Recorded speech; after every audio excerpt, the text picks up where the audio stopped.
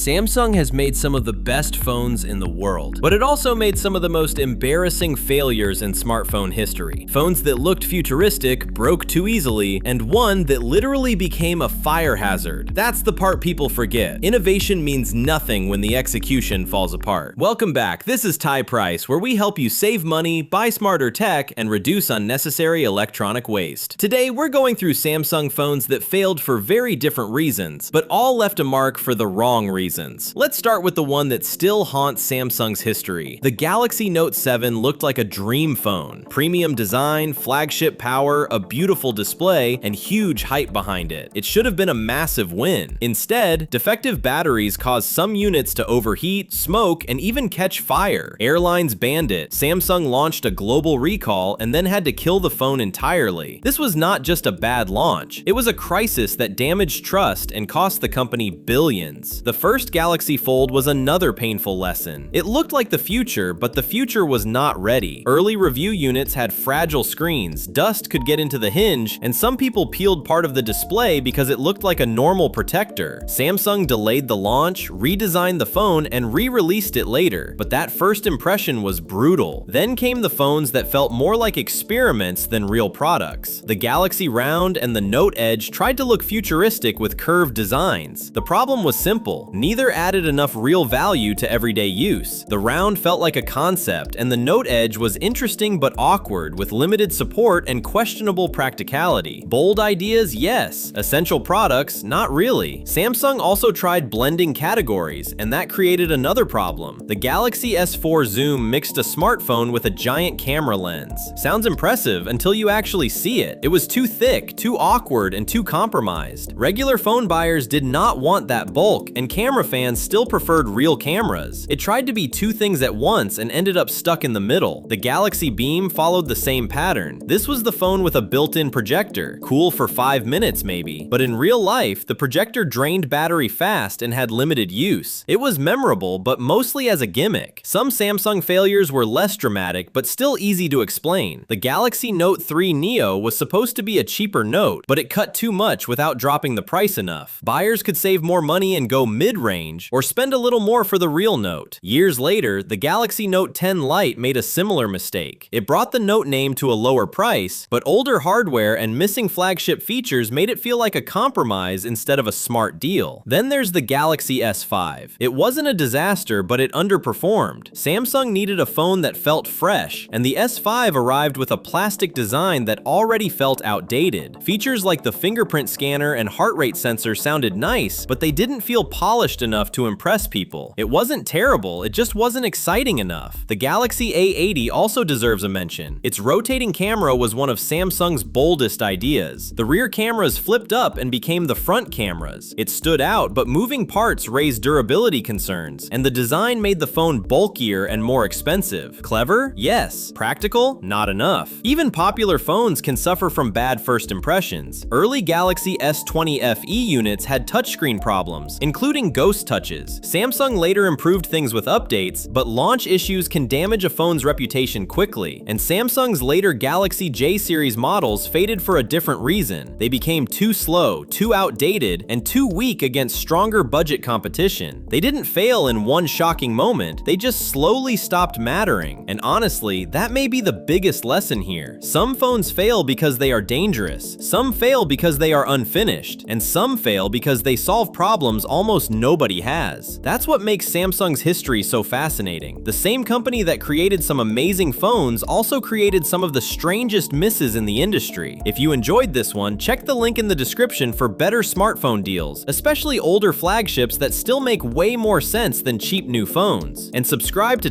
Pryce for more smart tech stories, better buying advice, and less hype. Take care, and as always, I wish you peace, health, and well-being in your home.